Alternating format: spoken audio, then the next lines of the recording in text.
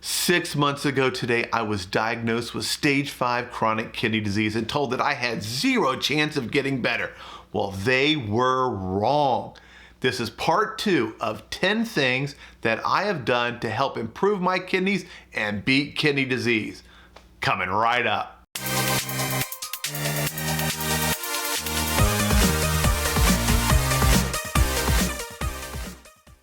Hello, kidney warriors. James here, your favorite kidney health coach, giving you my experiences from the point of view from an actual kidney patient.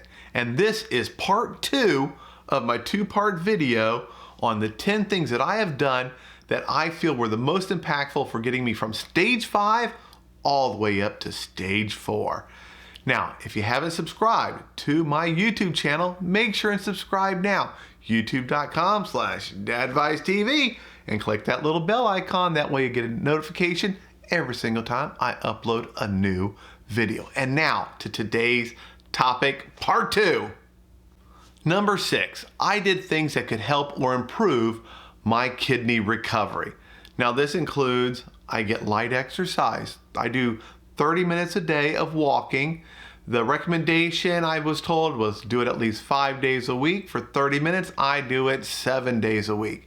If the weather's bad, if it's raining, I get it inside. I'll go to the gym, I'll walk on the treadmill. I don't do anything tough. I'm not running or sprinting. Occasionally I'll do some jogging, but I'm getting my 30 minutes of light exercise, aerobic exercise, every single day. I'm also drinking water, only water. I'm drinking the right amount of water that my doctor recommends for me.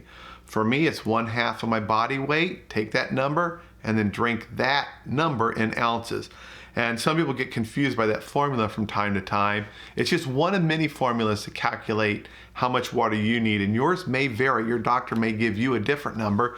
But for example, if you're an 160-pound male, you're gonna divide that 160 in half, that's 80. Daily target is 80 ounces a day. That's the formula I've followed. It has worked great for me. In the beginning, it was tough, but it helped prevent constipation and keep things flowing and keep things working. I also started intermittent fasting to help me accelerate my weight loss, as well as to give my kidneys a break so that they're not fighting against a constant digestive system that's pumping in new things into my blood. That way they kind of get a break. They can play catch up. Intermittent fasting is not as hard as it may seem or as hard as it may sound. You're doing it already to a point. Hopefully you're not eating while you sleep. You go to bed, you sleep. So what I've done is my last meal is done by 6 p.m. My first meal is usually around noon. Now I could have it as early as 10, but I've shrank my window of when I eat and get all my caloric intake for the day into a small window right there. The rest of the day, all I'm drinking is water. No sugar, no sweeteners, nothing like that during those. And that has helped my body to have a time to catch up. And I feel that that was really, really helpful, especially at helping me at sleeping. Now I have a video about it and it has a lot of tips, but kind of to summarize them, you want to eat your fats, your healthy fats, at your last meal at dinner. That'll help hold you over throughout the night. And the carbs, I personally limit them greatly, but I try to eat those earlier, the carbs that I get for the day. And by doing that, not only am I helping my kidneys, I'm helping my sleep. Number 7, I definitely got on top of my weight and managed it and started losing weight. Now, when I was stage 5 and 4, I stuck to that renal diet, that kidney-friendly diet. I ate from the foods that are in that list you can download from my website, which is compiled by working with multiple dietitians and getting a list from other places that here's certain foods I may not have thought about. I stuck to that list. Now, that list does include a number of items that are high carb, that have sugar in them, and those are marked with an asterisk. For those that are diabetic, greatly limit or avoid those items. I also limited or avoided those items to a pretty good extent, not completely. Occasionally, I did keep a box of hot tamales here on my desk, and occasionally when I would get that metallic taste in my mouth, you guys know which one I'm talking about, I'd pop one hot tamale. I didn't eat a whole box, didn't need a handful of them. I would just reach for one of those every so often, and it was a great way to cover up, because you're not fixing that, to cover up that taste as I was adjusting to my diet and getting used to what I should eat and when I should eat it. But the walking, the eating the renal diet helped me to start dropping pounds and losing weight. The drinking the water helped me with that. And I've also now switched, as I made it to stage 3, I switched to a modified keto diet that's still kidney friendly, and the weight has just been dropping off at an unbelievable rate. As a matter of fact, just yesterday I was like, yeah, let me find a better picture of myself for my profile at work, on the computer when people are chatting with me. And I was looking at my current headshot professionally taken and comparing it to just something I shot with my phone real quick. And boy, you can see a difference in my face. I have a jawline. It's not all the way there 100%. It's still got some extra right here.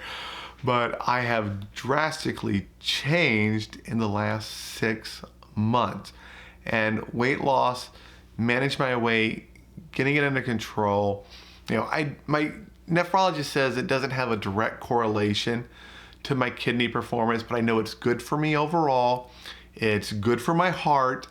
And every time I have a massive drop in my weight in between labs, if I've lost 1 pound, or there was a point where I was pretty steady for almost a month, I was kind of staying in the same weight, my GFR didn't move that much. My creatinine level stayed. And this may just be coincidence, but every time I have dropped a lot of weight, my creatinine level has dropped. And in my mind, I feel there is a connection between those, some correlation right there.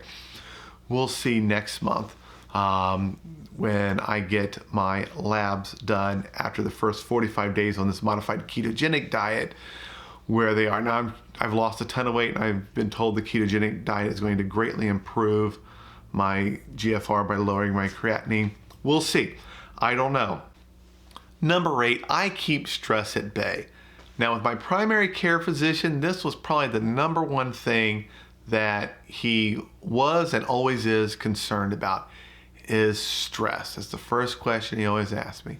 How's the stress doing? How is work? How is life? Now, when you have a chronic illness like kidney disease, especially when you're diagnosed, the thoughts that go through your mind, the scariness, the emotional roller coaster, and it's something you never want anybody else to have to go through. I was worried, what about my job? Am I going to be able to work if I go on dialysis? I have a high energy, high stress job. I travel. I can't do that if I have to go in 3 days a week, hook up to a machine, and then I'm exhausted after that for the rest of the day. Am I going to continue to feel fatigued? Am I going to continue to feel sick when I eat? Or you just, that occasional nausea you get just for being alive when you have kidney disease. Who's going to pay the mortgage? Who's going to pay the car payments? Who's going to pay all the bills? How am I going to pay for treatment? All of that went through my mind, and that is a lot of stress. My primary care physician, he focused on the beginning on, look, let's get you on the right diet. And he told me things. He helped me to manage the stress, to not worry as much, because that puts so much stress on your body, and it can derail your path down your strategy, using your strategy to get better. Don't let stress get to you. And there's a lot of stress out there. Even you go out to the many support groups that are out there, especially on Facebook, a lot of them you may see some people having really tough times with their kidney disease. And that may make you start to think, oh my goodness, is that going to be me? Can that happen to me? Don't focus on that. Focus on the positive. Focus on what you can do. Focus on what you can control, what you can try to improve, okay? Set minor goals and work towards achieving those that get you all the way to where you want to go. In the beginning, I set a goal. Pretty much 1 year, January 2020, I want to be at stage 2. And number 9, I look forward to getting my labs. I love seeing my labs. I would do them more often if my insurance would be okay with it and let me go every week and get blood done like I did in the beginning. Now, I'm going to be honest here. There is a little bit of hesitation every time you're waiting for your results. I still have that.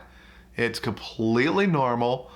But once I see them, for me, every time I've got my labs, things have improved. Now, there was once where my GFR was stuck at, I think, 29 for 2 labs in a row. And I was like, oh, it didn't go up. What's wrong? Am I done? But other things improved. And then it got going up at the next one and improving from there. So I've also used my labs to guide me, to help me both ask questions and know what to do. So with all your labs, you have a standard range. And then there's a middle, the ideal spot, or what they typically say is the ideal spot that you want to be. I made it a goal with every lab to keep everything, get it, and then keep it within the standard range.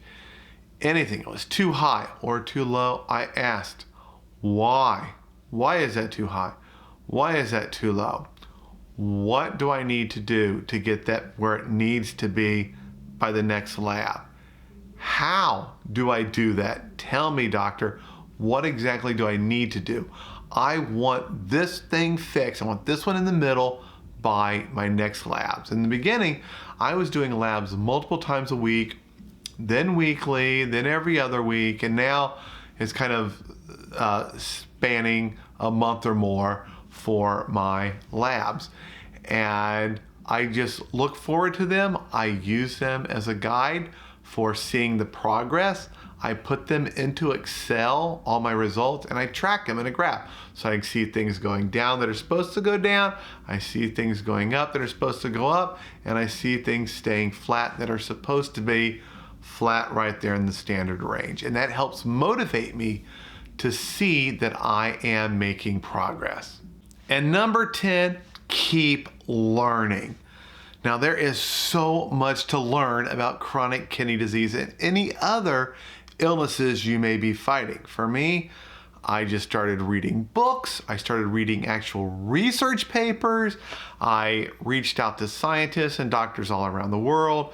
Whenever I see any of my doctors, I pre-send them a list of questions that I want to discuss, and I let them have time to research it. Then when we get in there, I go over each and every question. What is the answer? I question everything, and not in a bad way. I do it to learn. If they say you need to do this, I say why. If they say this is high and it's bad, why? I want to know, and they know that. I'm not questioning their capabilities or their education. I'm trying to better educate myself so I understand the importance of everything so that I can take the right actions. I also then use the questions, what do I do? How do I change that? And how being very important. How exactly? I don't settle for eat a better diet, eat a renal diet. No. How do I eat a renal diet? What can I eat? How often do I eat?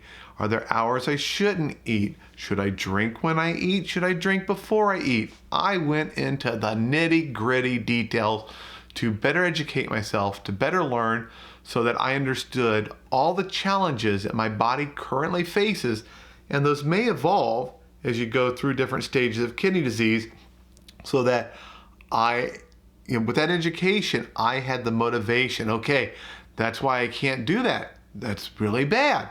Let me not do that. And I stuck to things. And I keep learning. Even today, I am learning. I'm watching other videos on YouTube. There's lots of great doctors out there sharing information. It may not be about kidney disease directly, but I watched them. I learned more about the keto diet, what's working. I learned how certain organs work, how salt impacts your body, the differences between salt, so much stuff. Because even though you may think, oh, my doctor says X, there's still a lot of conflict out there, and there's so much stuff that even the doctors are still learning, and what they tell you today may not be the same thing in 6 months or a year. And it's not just because they learned something new, but also you're changing. I'm changing. I'm getting better. My diet was extremely strict in the very beginning through stage 5, 4, all the way up till I got to stage 3. Now I have a kind of more relaxed diet. I'm doing a modified keto diet. There is no way that my doctors would allow me to do this when I was stage 5. At stage 5, the focus was, let's get to stage 4. Let's not need dialysis. At stage 4, it was, okay, you're on the border of stage 5. Let's get you to the middle of stage 4. Then let's get you to the other end of stage 4. All right, let's get you over the line into stage 3. Those micro goals that I mentioned earlier. At every stage, I learned and I shared information. And depending on where you are, what works for you and the strategy will change. It will. It's not that it might change. It will change. So some of you may think, well, my doctor said this. It's different than what you say. So whatever your doctor said, that's what you need to do, because they know you and they have the education experience to treat you. They know your strategy. Now, if your doctor doesn't have a strategy and they're just winging it and saying, oh, we did the blood work, I'll see you in 6 months, I'll see you in a year, whew, I'd run for the hills away from that doctor, that's for sure. You need a doctor that is going to work with you, set up a strategy, help teach you, and help push you. So there we go. The 10 things that I feel were the most impactful for getting me from the edge of dialysis, stage 5, up into and through stage 4 and across the line into stage 3. What I do now is still very similar to that, but there have been modifications along the way. And now my strategy is getting through stage 3 up to stage 2. I've been doing this now for only 6 months, but look at how much I've changed. Look how much better I've gotten. You guys can see it. You can hear it in my voice. You can see it in my energy level. Let me tell you, I'm actually kind of tired. I just did 2 videos back to back. And even though it's just me sitting here talking, it is pretty exhausting. And these videos may end up only being 15, probably 20 minutes each. This takes hours. For every 20-minute video, there's probably an hour and a half of recording, and then I go through and edit it down to get the right nuggets and where I don't mispronounce things. Believe me, one day I'm gonna launch a blooper reel. You guys are just gonna laugh hysterically of me fumbling over some of these medical terms where I just get things all tongue twisted, or I just go off on a tangent and I almost did it right then and there. Anyway, please share this video with anyone you know who has kidney disease or is at risk of kidney disease. Let's get this information out there to help them know you're not alone and you don't have to settle for a transplant and dialysis.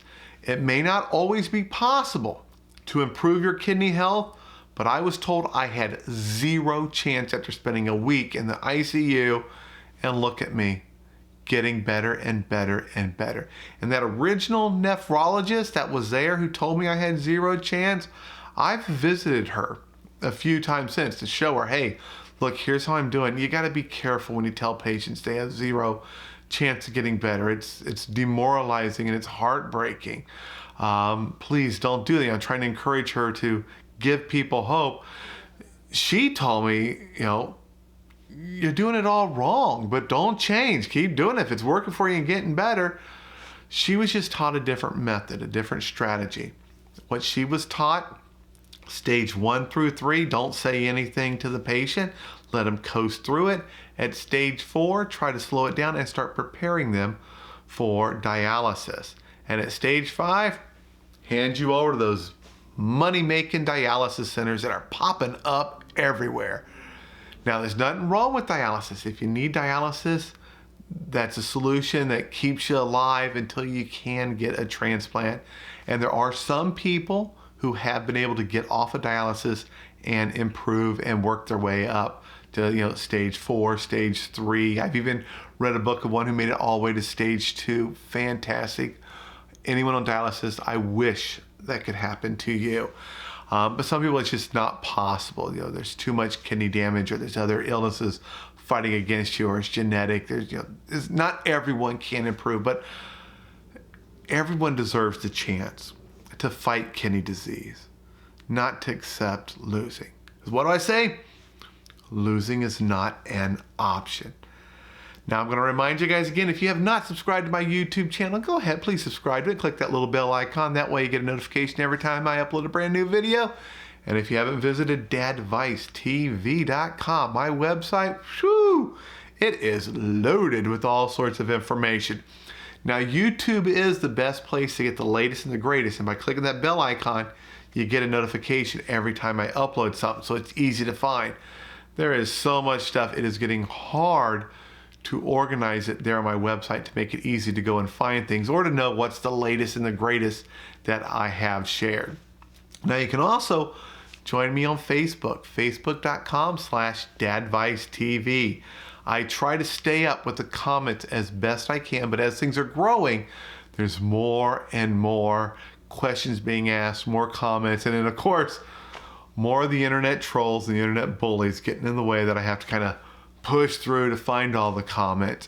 But please, if you need some inspiration, if you need some encouragement, reach out to me. If you have a question, feel free to ask the question. Now, one thing, I have a question for all of you. One thing I love to know, where are you from? If you're here on YouTube, watch this. Tell me your city and state in the comment. I love to find out. One day, if I'm in a city, I may post that, and I'd love to meet people. We'll go out for a kidney-friendly snack or meal someplace, just get to see each other, chit-chat, see how things are going. We are a community. We're here for each other. We're here to support each other and here to motivate each other. All right, until the next video, have a great one. I'll see you later.